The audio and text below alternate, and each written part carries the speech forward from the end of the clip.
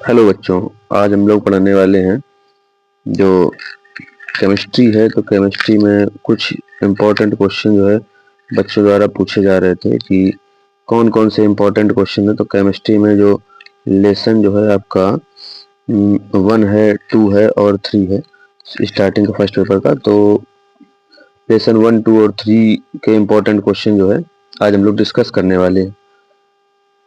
इनको आप नोट करेंगे। नोट करने के बाद फिर पहले आप क्वेश्चन पेपर देखें। देखने के बाद फिर हम लोग आगे चर्चा करेंगे इनके सोल्यूशन पे। तो क्वेश्चन पेपर जैसे पहला क्वेश्चन है फैराडे का वैद्युत अपघटन का द्वितीय नियम समझाइए। दूसरा है विशिष्ट चालकता से क्या तात्पर्य है, इसका मात्रक क्या है।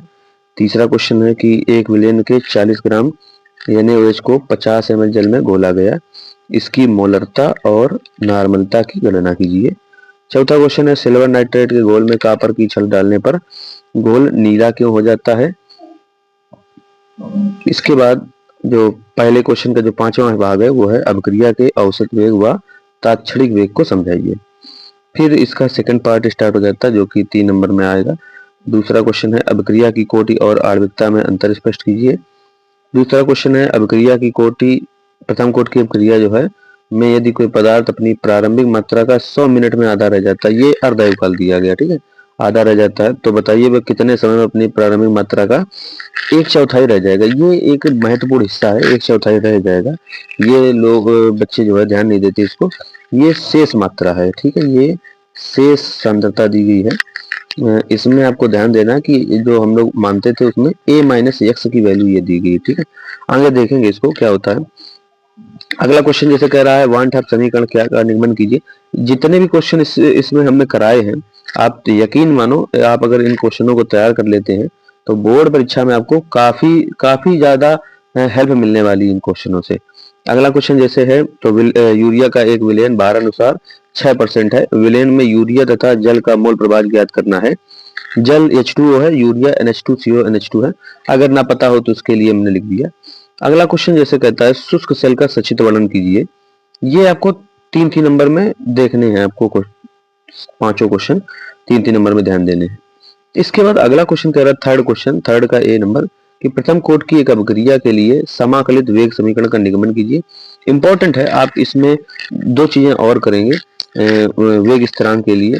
तो वेग स्थिरांक के लिए आप 2 काम करेंगे। एक तो वेग स्थिरांक का आप मात्रक याद रखेंगे, मात्रक याद रखेंगे शून्य कोटि के लिए भी, शून्य कोटि के लिए भी और प्रथम कोटि के लिए भी, प्रथम कोटि के लिए भी, क्योंकि ये पेपर में आता है, ऑब्जेक्टिव में आपको 1 नंबर में देखने को मिलेगा।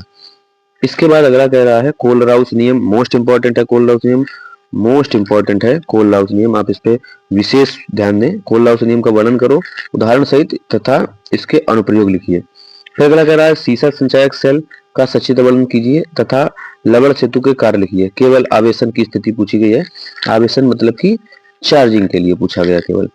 फिर कह रहा है सिद्ध कीजिए कि प्रथम कोट की अपक्रिया का 99 ये थोड़ा ध्यान से देखना, यह 99.9% पूर्ण होने में लगा समय अर्धआयुकाल का 10 गुना होता है। लास्ट है क्वेश्चन वैद्युत अपघटन का सचित्र वर्णन कीजिए तथा मानक हाइड्रोजन इलेक्ट्रोड का सचित्र वर्णन कीजिए।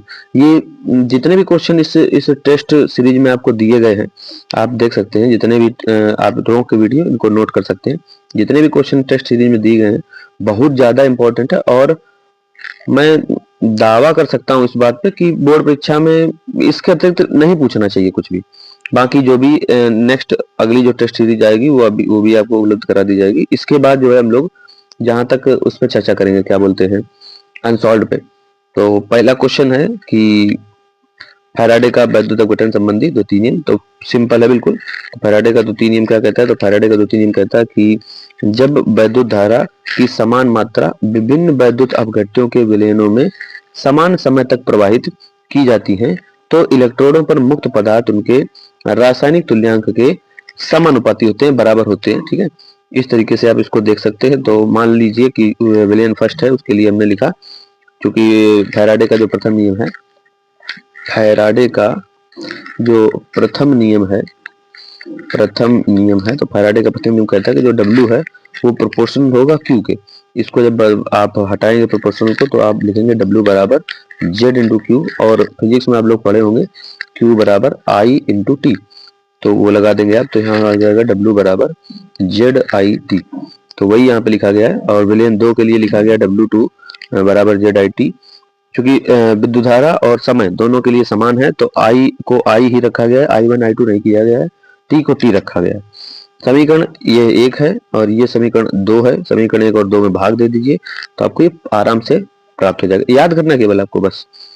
दूसरा क्वेश्चन था विशिष्ट चालकता के लिए, तो विशिष्ट चालकता पढ़ते हैं। तो विशिष्ट प्रतिरोध के व्युत्क्रम को विशिष्ट चालकता कहते हैं। इसे स्मॉल के कप्पा बोलते हैं ग्रीक भाषा में, संकेत से प्रदर्शित करते हैं। तो हम लोग कह सकते हैं कि कप्पा बराबर वन अपन रो, तो रो बराबर होता है RA/L, ये दिया गया है, रो बराबर RA/L, तो K बराबर आपको मिल जाएगा कप्पा बराबर L/R इंटू A। अब 1/R जो होता है वो C के बराबर होता है, C बोलते हैं वैद्युत चालकता। किसको बोलते हैं? वैद्युत चालकता को बोलते हैं C, कंडक्टेंस, वैद्युत चालकता। तो K बराबर जो है कप्पा बराबर मिल जाएगा आपको CL/A। आगे देखते हैं, तो इसका जो मात्रक निकलेगा वो क्या निकलेगा, तो यहाँ से आप मात्रक निकाल सकते हैं इस जगह से। तो AL इसको ऐसे इधर में लिख देते हैं, ध्यान दो।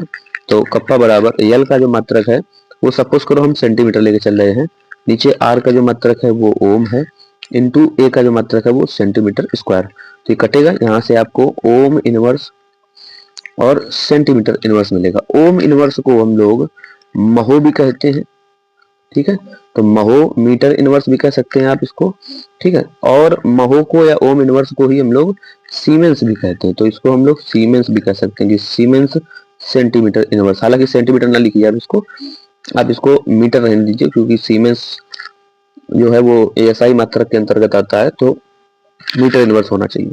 तो यहाँ से आपको ohm centimetre, ohm inverse centimetre inverse या सीमेंस सेंटीमीटर इनवर्स जो है वो प्राप्त हो जाता है मात्रक। सेंटीमीटर ना करिए आप, यहाँ पे मीटर करिए, ठीक है, मीटर इनवर्स करिए जब सीमेंस लिख रहे हो। इसके बाद अगला क्वेश्चन है कि विलेय की जो मात्रा दी गई है, आप प्रश्न सीरीज में देख सकते हैं इस क्वेश्चन को, फर्स्ट के C को, तो आप देख सकते हैं। तो क्या दिया गया है विलेय की मात्रा 40 ग्राम, और जो विलेन है जिसमें घोला गया है उसका जो आयतन है वो 50 ml दिया गया है। इसके बाद विलेय का जो अणुभार है वो आप निकाल लेंगे NaOH का, तो Na को अलग कर देंगे, O को अलग कर देंगे और H को अलग कर देंगे। तो Na का परमाणु भार 23, O का 16 और H का 1, टोटल करेंगे 40 आएगा। तो मोलरता का सूत्र होता है विलेय के मोलों की संख्या बटे विलेन का आयतन लीटर में। तो विलेय के मोल बनाते हैं, तो विलेय के मोल कैसे बनेंगे, विलेय की मात्रा बटे विलेय का अणुभार।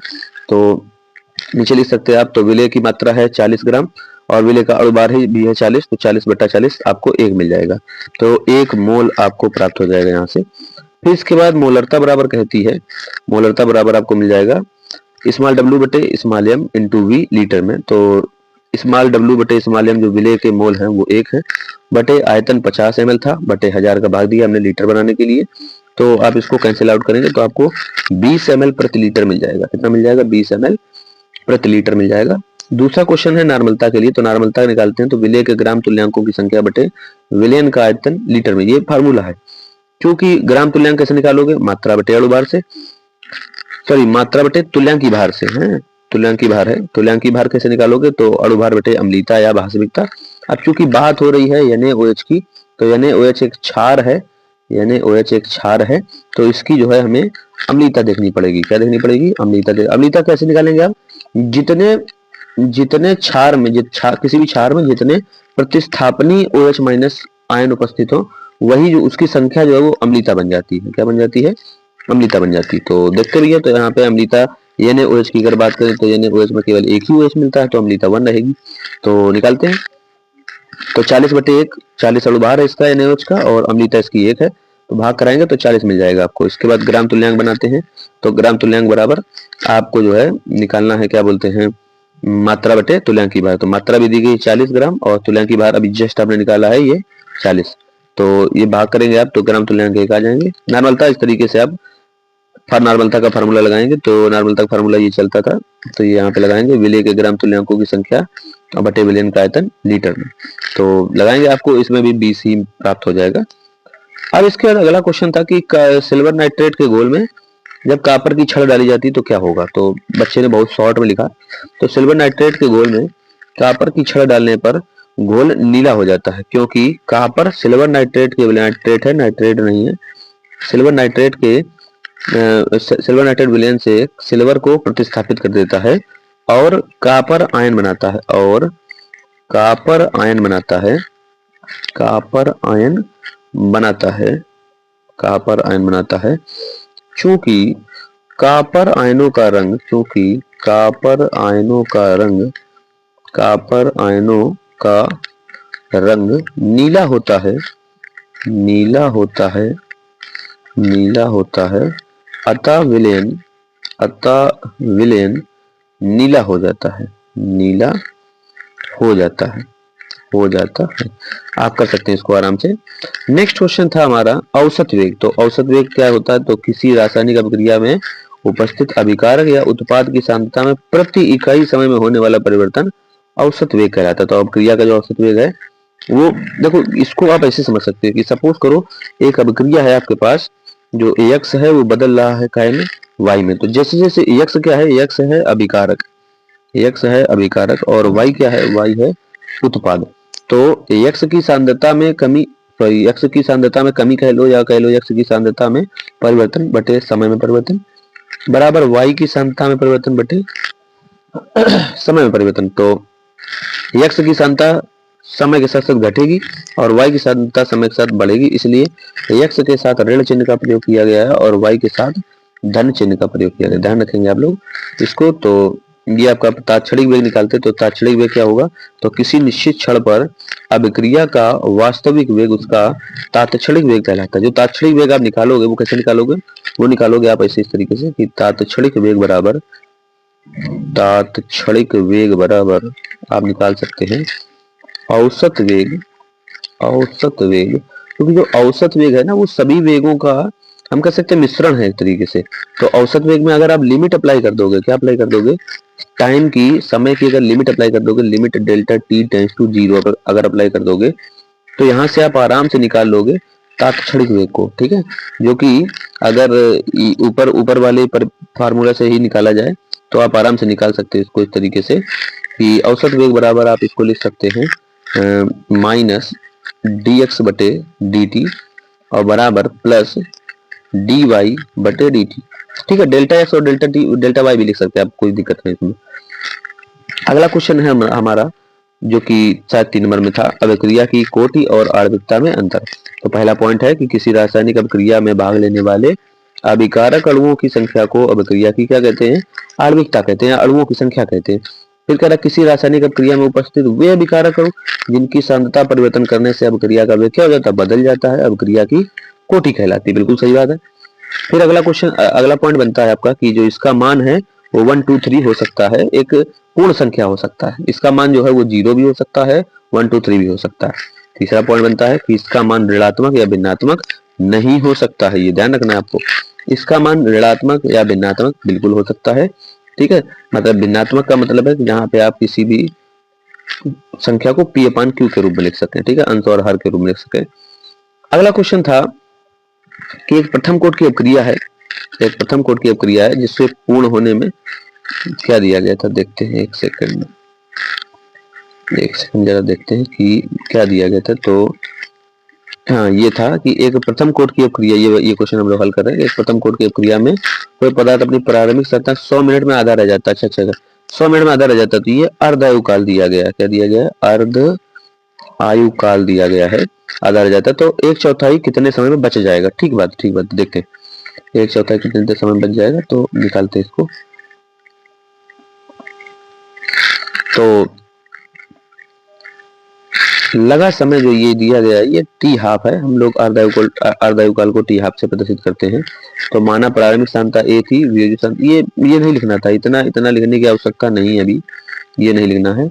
आप इसको डायरेक्ट लगा सकते हैं। ठीक है, हाँ ये नहीं करना था, ये इसका भी कोई काम नहीं मेरे नजर में। आप इतना लंबा नहीं खींच सकते, आप इसको मत खींचिए, आप इस तरीके से कीजिए। देखो, तो अर्धायुकाल आपको दिया गया है इतना। चलो हम तुम्हें लगा के दिखाते इसको कैसे लगेगा। तो अर्धायुकाल के सूत्र से आप निकालेंगे सीधे, अर्ध आयुकाल के सूत्र से, अर्धायुकाल के सूत्र से। तो वो सूत्र होता है k बराबर 0.693 बटे टी हाफ। डायरेक्ट लगाइए, तो 0.693 बटे टी हाफ है आपके पास 100। इसको तोड़ के भी लिख सकते हो आप कि 2.303/100 इंटू में ही रहता है 0.3010। इस चैप्टर का ये महत्वपूर्ण हिस्सा है कि 0.693 को आप दो हिस्सों में तोड़ सकते हो, 2.303 और 0.3010 में। तो ये आपको याद रखना, ठीक है, ये एक इम्पोर्टेंट हिस्सा है, कैलकुलेशन बड़ा आराम मिलता है इससे। अगला पॉइंट जैसे है, द्वितीय शर्त कहती है कि 1/4 रह जाता है, तो ये शेष मात्रा है, शेष मात्रा है। मैंने आपको क्वेश्चन के टाइम पे भी बताया था, जो शेष मात्रा है वो a - x है, ठीक है। कैसे आई a - x, चलो देखते हैं।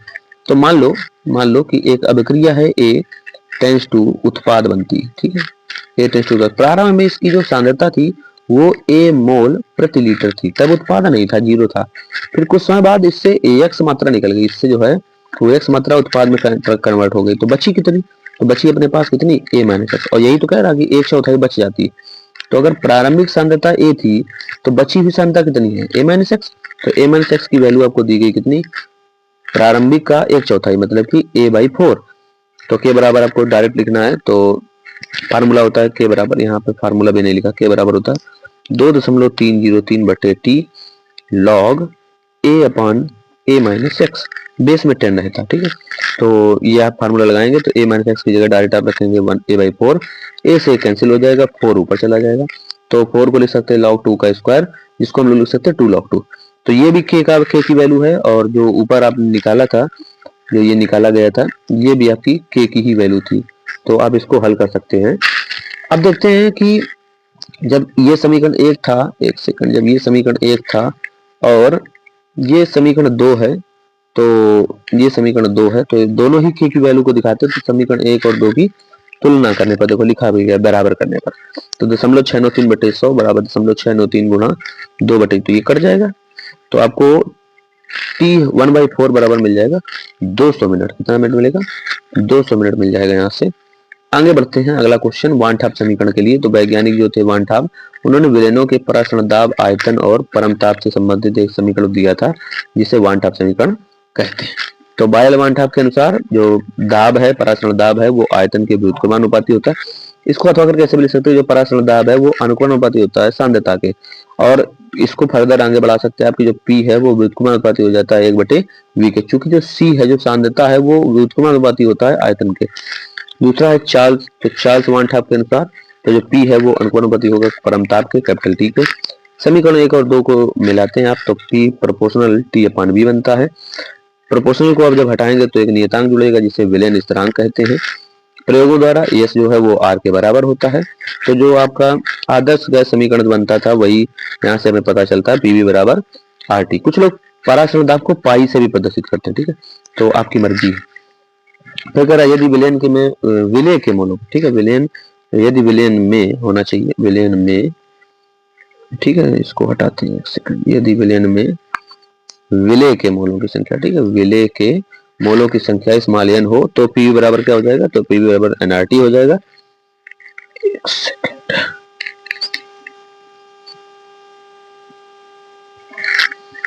तो PV बराबर nRT हो जाएगा। इसके बाद हम लोग देखते हैं, तो चूंकि n विलेय के मोल बराबर होता है W/m, मतलब मात्रा बटे अणुभार, लगाते हैं तो PV बराबर W/m RT मिल जाता है।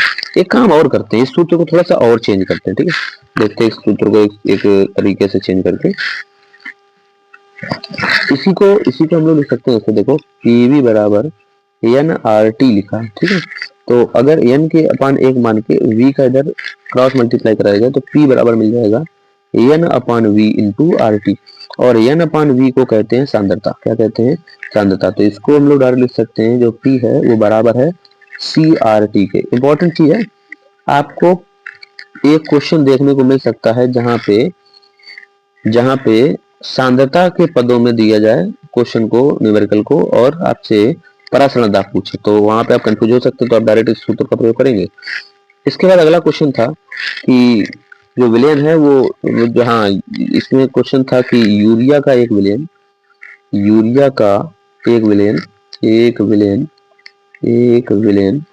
6% था भार अनुसार, ठीक है। तो 6% था, मतलब कि पूरा परसेंट 100 का होता है, परसेंट 100 का होता है, तो पूरा विलेन हमने मान लिया 100 ग्राम। तो यूरिया की मात्रा 6% था, तो 6 ग्राम हो जाएगी। यूरिया का अणुभार, यूरिया का सूत्र होता है NH2CO NH2, तो ये 60 निकलता है। तो यूरिया के मोल मात्रा बटे अणुभार 0.1 बन जाएगा आपका। फिर जल की मात्रा दी गई, तो टोटल विलयन जब 100 ग्राम था, कितना था, तो टोटल विलयन 100 ग्राम था, उसमें 6 ग्राम यूरिया घुली थी, तो पानी कितना बचा, तो 100 से 6 घटाएंगे आप 94 ग्राम मिलेगा। जल का अणुभार याद होना चाहिए आपको, इंटर में है 18 होता है, 18 निकालेंगे। इसके बाद जल के मोल निकालेंगे, वही सेम फार्मूला, मात्रा बटे अणुभार, तो 94/18, तो 5.22 मिल जाएगा आपको। फिर यूरिया का मोल प्रभाव बनाए, तो जिसका मोल प्रभाव चाहिए उसके मोल ऊपर और टोटल मोल नीचे, याद रखो, हमेशा याद रखो, जिसका मोल प्रभाव चाहिए उसके मोल ऊपर और टोटल मोल नीचे को रखते हैं। तो यूरिया के मोल ऊपर रख दिए और टोटल दोनों मोलों का टोटल हमने नीचे रख दिया, जिसको हल करने पे हमें ये उत्तर प्राप्त हो जाएगा। आगे बढ़ते हैं। फिर कहता है जल का मोल प्रभाव, तो जल का मोल प्रभाव निकालेंगे, तो जल के मोल ऊपर रख देंगे और टोटल मोल नीचे रख देंगे, तो मान रख दीजिए और आपको ये उत्तर प्राप्त हो जाएगा। फिर अगला था शुष्क सेल का संक्षिप्त वर्णन, तो चलो भाई शुष्क सेल का संक्षिप्त वर्णन कराते हैं, थोड़ा सा इसको जूम आउट करते हैं। ये शुष्क सेल है, ये शुष्क सेल है, जो इसमें ये जो हिस्सा है ऊपर, ये पीतल की टोपी है कहलाता है, और ये हिस्सा जो है वो पिच सील कहलाता है, जिसे ऊपर से कवर कर दिया जाता है। आपने शायद एवरेडी टाइप सफेद सेल जो आता था कागज वाली पैकिंग में, तो वो देखा होगा, वो अगर आप तोड़ोगे बिल्कुल सेम निकलता। बाहर जो स्टील नुमा बर्तन दिखते हैं, पात्र देखते हैं, वो जिंक का पात्र होता है। अंदर इसके एक सरंध्र डायाफ्राम होता है, जिसे छिद्रित कागज कहते हैं। ये ग्रेफाइट की छड़ क्या बोलते हैं, कोयले जैसी छड़ लगी होती है, जिसे ग्रेफाइट कहते हैं, कैथोड कहते हैं। तो इस छड़ और इसके बीच में क्या भरा होता है, इसके बीच में भरा होता है MnO2 मैग्नीज डाइऑक्साइड और कार्बन का गीला पेस्ट। तो ये जो है लैक्लांसियस सेल का सूक्ष्म रूप है। इसमें जिंक का एक बेलनाकार पात्र होता है जो एनोड का कार्य करता है, एनोड का कार्य करता है। इस पात्र के अंदर विद्युत रोधी कागज का अस्तर लगा होता है। ग्रेफाइट के चारों ओर MnO2 प्लस कार्बन का गीला पेस्ट भरा होता है। ठीक है, बहुत शॉर्ट में भाषा लिखी है बच्चे ने, तो कोई दिक्कत नहीं, आप इतने से ही काम चला सकते हैं। तो दो क्रियाएं होंगी, एक होगी एनोड पर और एक होगी कैथोड पर। तो जो जिंक की छड़ है वो क्या करेगी,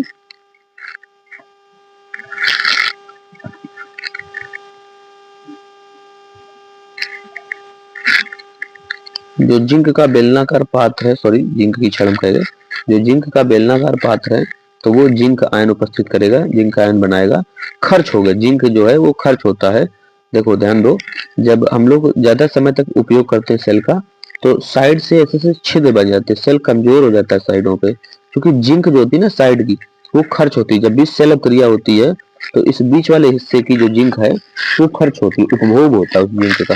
तो इसलिए जो है यहाँ पे छिद्र बन जाती है। जो आपका जो है जिंक का पात्र है वो खर्च होता है। तो कैसे खर्च होता है ये देखते हैं। तो जो जिंक है ये सॉलिड अवस्था में, ठीक है, तो ये जिंक आयन बनाएगी, खर्च होगी। और जो कैथोड है, कैथोड में MnO2 भरा है, अमोनियम आयन उपस्थित है, और 2 इलेक्ट्रॉन जो यहाँ मुक्त हुए थे वो यहाँ ग्रहण किए जाएंगे, तो अमोनिया गैस निकलेगी। ठीक है, इस तरीके से आप इस रिएक्शन को बना सकते हैं। इसके बाद सेल अपक्रिया जो होगी वो आप इन दोनों को मिला देंगे, इन दोनों क्रियाओं को, तो आपको सेल अपक्रिया देखने को मिल जाएगी। आपको इसको तैयार करना है। ठीक है, अगला क्वेश्चन कह रहा है कि प्रथम कोट की अपक्रिया के लिए समाकलित वेग समीकरण। तो बनाते हैं। तो एक कोई पदार्थ है जो उत्पाद में बदल रहा है। प्रारंभ में इसकी जो सांद्रता थी वो A मोल प्रति लीटर थी, तब उत्पाद नहीं बना था, 0 था।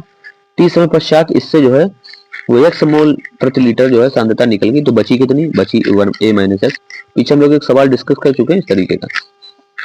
अब जो द्रव अनुपाती क्रिया का नियम है उस हिसाब से अभिक्रिया की जो दर होती है वो अभिकारक की सांद्रता के अनुक्रमानुपाती होती है, और जो घात होती है वो कोटि को बताती है। तो हम लोग चूंकि प्रथम कोट की क्रिया के लिए पढ़ रहे हैं तो घात 1 रखेंगे।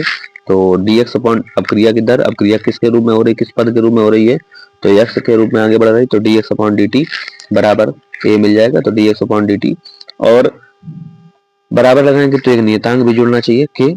तो dx अपॉन dt एक नियतांक k है, और a की जो सांद्रता है t समय पश्चात वो है A-x, रख देंगे। अब x वाले पद एक तरफ करते हैं, तो dt का क्रॉस मल्टीप्लाई उधर कराते हैं और A-x का इस तरफ कराते हैं, इस तरफ कराते हैं, एक सेकंड, इस तरफ कराते हैं। तो हाँ, इस तरफ कराते हैं, तो dx अपॉन A-x बन जाएगा और बराबर मिल जाएगा k, दोनों पक्षों का समाकलन कराने पर। तो इंटीग्रेशन 1 अपॉन A-x dx बराबर इंटीग्रेशन k dt। तो आपको यहाँ पे 1 अपॉन A-x का जो समाकलन है वो डायरेक्ट आप लिख सकते हैं माइनस लॉग A-x, और बराबर के बाहर आ जाएगा। तो 1 dt का जो समाकलन है इसको ऐसे लिख सकते हो आप, ऐसे करके देखो, इंटीग्रेशन के बाहर निकालेंगे, के अचर पद है तो आपको मिलेगा 1 dt, और 1 का जो समाकलन होता है ना वो फलन के बराबर होता है, तो t आ जाएगा, प्लस एक नियतांक जुड़ जाएगा c। चलो साइड से मैं तुम्हें इसका समाकलन दिखाता हूँ, क्या बोलते हैं, इस पद का समाकलन मैं आपको दिखाता हूँ। तो यहाँ लिखा गया था इंटीग्रेशन 1/a - x dx, इसका हमें समाकलन निकालना क्या होता है। चलो देखो मानते हैं, तो हमने मान लिया, माना a - x बराबर t, अवकलन कराने पर, दोनों पक्षों का अवकलन कराने पर, तो a तो अचर पद था, निश्चित मात्रा थी, x पता नहीं कौन सी, ये वेरिएबल है, तो एक a का जो अवकलन होगा निश्चित मात्रा का वो तो 0 होता कांस्टेंट का, तो ये 0 हो जाएगा, माइनस x का जो अवकलन है वो हो जाएगा dx बराबर t का अवकलन dt। तो यहाँ से माइनस जो dx है वो बराबर हो जाएगा dt के, या हम लोग अथवा करके कह सकते हैं कि जो dx है वो बराबर है माइनस dt के, ठीक है, ये आपको याद रखना है। इसके बाद लगाते हैं इंटीग्रेशन, तो आपको मिलेगा इंटीग्रेशन 1/a - x को हम लोगों ने मानना था t इंटू dx जो था उसको ले सकते हैं हम लोग माइनस dt, तो अलग करेंगे, माइनस बाहर ले लेंगे तो बन जाएगा इंटीग्रेशन 1/t dt, जिसका जो समाकलन है वो होता है log t, तो हम लिख सकते हैं यहाँ पे माइनस log t। अब t क्या माना था, तो t माना था हम लोगों ने a - x को, तो रख देंगे, तो आ जाएगा माइनस log a - x, तो यही डायरेक्ट यहाँ पे रखा गया है, ठीक है, यहाँ पे ये डायरेक्ट यही रखा गया। अब इसके बाद c का मान निकालते हैं, तो c का मान कैसे निकालेंगे, एक सेकंड, c का मान किधर निकाला इस बच्चे ने, c का मान निकालना भूल गया, डायरेक्ट लिख दिया, वाह, चलो कोई ना, निकाला दिखाने में नहीं दिखा, चलो भाई देखते हैं, तो c का मान देखते हैं, तो ये समीकरण बना था माइनस लॉग a - x बराबर kt प्लस c। अब जब शुरुआत थी, जब t बराबर 0 था तो उत्पाद नहीं बना था, मतलब x बराबर 0 था, तो जब t बराबर 0 तब x बराबर 0, तो समीकरण एक में इन दोनों मानों को रखेंगे, तो जो c है उसका मान मिलेगा माइनस लॉग a। आगे बढ़ते, तो c का मान हमने समीकरण एक में रखाया, तो जब रखा तो माइनस लॉग a - x बराबर kt minus log a, log वाले पद एक तरफ करेंगे तो लॉग a ये इधर आएगा पक्षांतर होकर, तो इसका जो चिन्ह है माइनस से प्लस हो जाएगा, तो इसे पहले लिखेंगे, तो लॉग a - x बराबर kt। इसके बाद लॉग m - x, देखो आगे बच्चे ने फार्मूला भी लिख दिया, लॉग m बटे n बराबर होता है log m minus log n, तो यहाँ पे डायरेक्ट ये m का काम करेगा और ये n का काम करेगा, तो लॉग m बटे n आ जाएगा आपके पास बराबर kt। यहाँ पे जो लघुगणक चल रहा है ना उसका बेस e है, लेकिन जो क्वेश्चन लगाने में वो लॉग बेस 10 में लगाने, तो इसलिए हमें बेस चेंज करने के लिए 2.303 का गुणा कराएंगे और हमें ये फाइनल सूत्र प्राप्त हो जाएगा। आगे बढ़ते हैं, अगला क्वेश्चन, कोलर हाउस का नियम, मोस्ट इंपॉर्टेंट, ऐसा शायद ही कोई सेट है यूपी बोर्ड का जिसमें ये नहीं आया है, ये लगभग जगह आया। तो कोलर हाउस का क्या नियम होता है, तो इस नियम के अनुसार अनंत तनुता पर किसी वैद्युत अपघट्ट की मोलर चालकता उसके धनायनों और ऋणायनों की मोलर चालकताओं के योग के बराबर होती है, यदि प्रत्येक चालकता पद में संगत आयनों की संख्याओं से क्या कराया जाए, गुणा कराया जाए।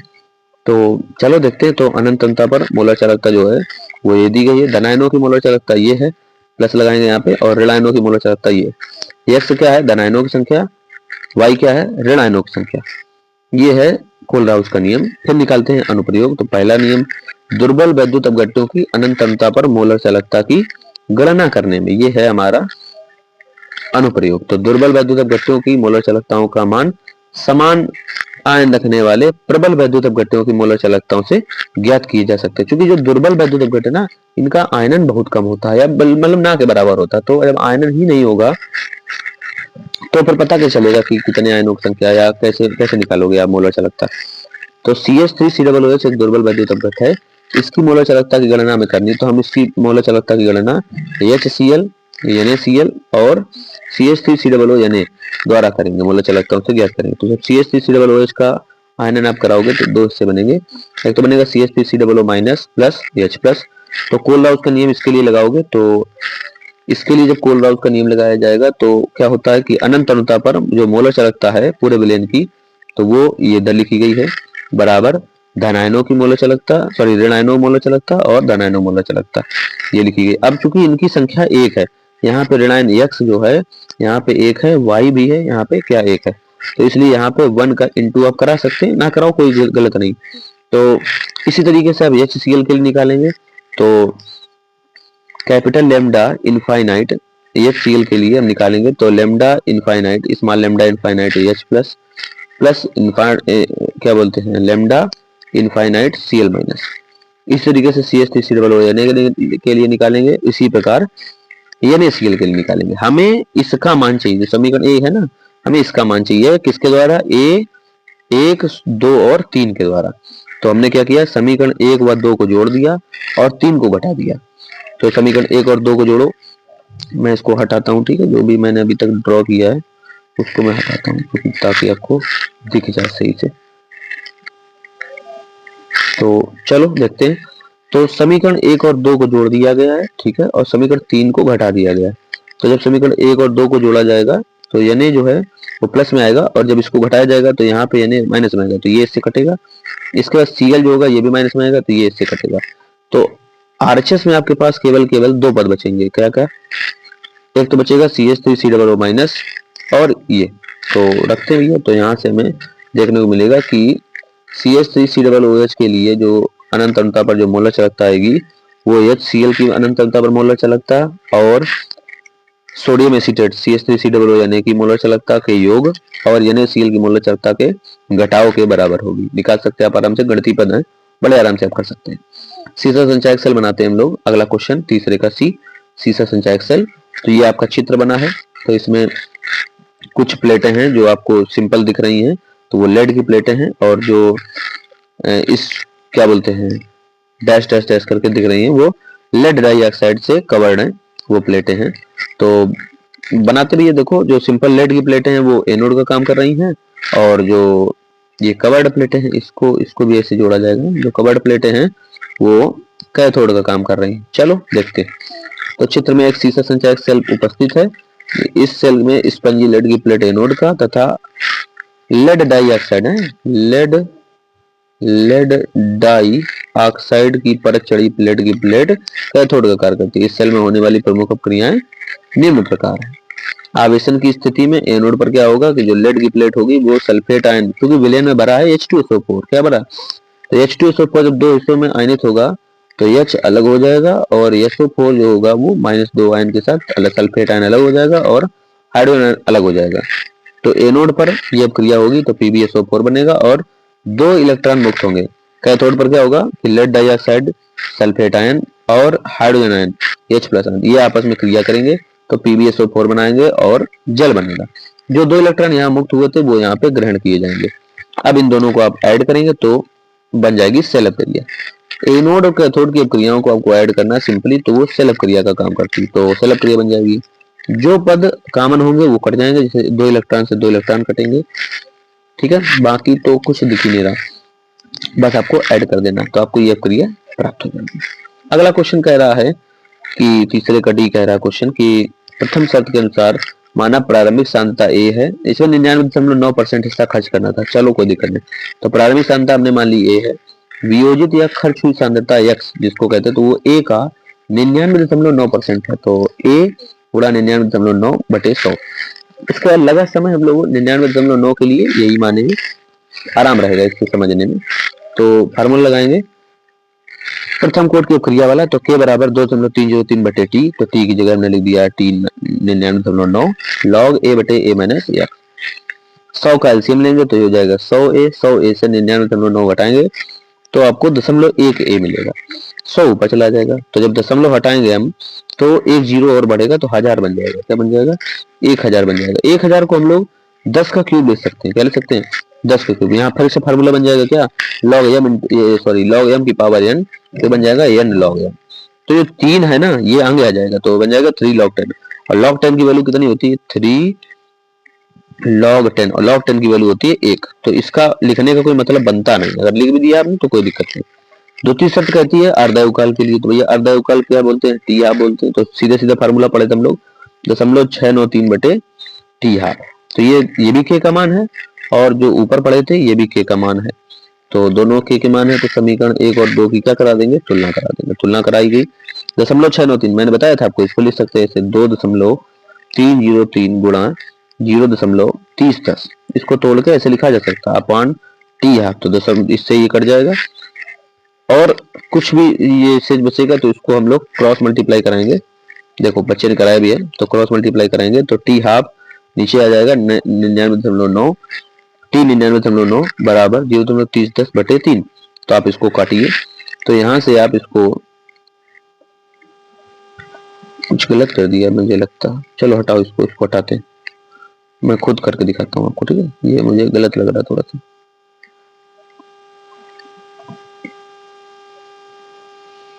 चलो देखता हूँ, ठीक है कोई दिक्कत नहीं, ये कटेगा इससे तो आपको मिल जाएगा यहाँ से, इसको आप छोड़ दीजिए, हटाइए, मैं करवाता हूँ आपको। तो आपको मिलेगा 3/T 99.9 बराबर 0.3010/T हाफ, ठीक है। तो इसको उधर भेज दो और 3 को नीचे ले आओ, तो आपको मिल जाएगा T हाफ अपॉन T 99.9 बराबर, इसको हम लोग लिख सकते हैं 0.3010/3। इसको काटोगे तो लगभग 0.1 बार जाएगा, ठीक है। तो इसको लिख सकते हैं हम लोग अथवा करके 1/10, 1/10, इसको 0.1 को लिख सकते हैं 1/10। तो यहाँ हमें मिल जाएगा टी, एक सेकंड है, इसको हम लोग रेड पेन से करते हैं, तो यहाँ मिल जाएगा हमें टी हाफ अपॉन टी 99.9 बराबर 1/10। तो 10 का आप गुणा कराएंगे इधर, तो आपको मिल जाएगा टी 99.9 बराबर 10 इंटू टी हाफ। सिंपल है, बहुत लंबा नहीं, इतना नहीं खींचना आपको, ठीक है। तो ये आपको यहाँ से प्राप्त हो जाएगा कि जो 99.9% हिस्सा खर्च होने में जो लगा समय है, अर्धायु काल के समय का 10 गुना होता है, ठीक है। कर सकते हैं आप सिंपली, बहुत आराम है, आराम से कर सकते हैं। तीसरा लास्ट क्वेश्चन, वैद्युत अपघटन। तो वह प्रक्रम जिसमें किसी वैद्युत अपघटन के जलीय विलयन में विद्युत धारा प्रवाहित करते हैं तो धनायन कैथोड की ओर और ऋणायन कहाँ एनोड की ओर गति करने लगता है, वैद्युत अपघटन कहलाती है। तो ये चित्र बना है आपको साइड में, इसको आप समझ सकते हैं, पूरा प्रॉपर समझाया गया है, ठीक है। तो ये जो प्लेट है ये एनोड का काम कर रही है और ये जो प्लेट है ये कैथोड का काम कर रही है, इधर बैटरी जुड़ी है।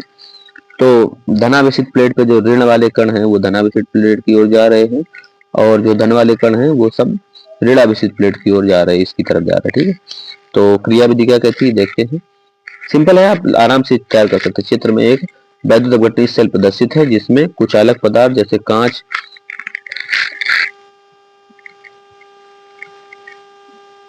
पूरा नहीं लिखा इसने बच्चे ने, जिसमें कुचालक पदार्थ जैसे कांच आदि का, यहाँ ऐड करेंगे कांच आदि का पात्र लिया गया, ठीक है।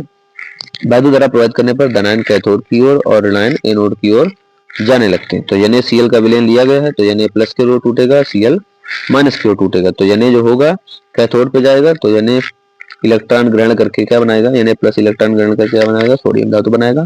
और जो क्लोराइड आयन है वो क्या करेंगे, क्लोरीन गैस मुक्त करेंगे और 2 इलेक्ट्रॉन मुक्त करेंगे। आई होप आपको ये समझ में आया होगा। जहाँ पे भी आपको दिक्कत लगे आप पूछ सकते हैं, तो नेक्स्ट वीडियो में आपको क्लियर कर दिया जाएगा। वीडियो थोड़ा लेट हो रहे हैं, थोड़ा समय की कमी है, तो वीडियो थोड़ा लेट हो रहे हैं। बाकी आप अपने सुझाव जरूर दीजिए, आपको आगे क्या ही करना है, क्या चाहते हैं आप, क्या आप कौन सा चैप्टर पढ़ा दिया जाए या कौन सा रिवाइज करा दिया जाए, आप कर सकते हैं। बाकी नेक्स्ट वीडियो जो होगा 2-1 दिन में, वो अनसॉल्व पेपर का आधा हिस्सा होगा, नेक्स्ट फिर से आधा भाग बाद में होगा। तो अनसॉल्व की सीरीज में लाने वाला हूँ। बाकी चैनल को लाइक और सब्सक्राइब जरूर करें। धन्यवाद।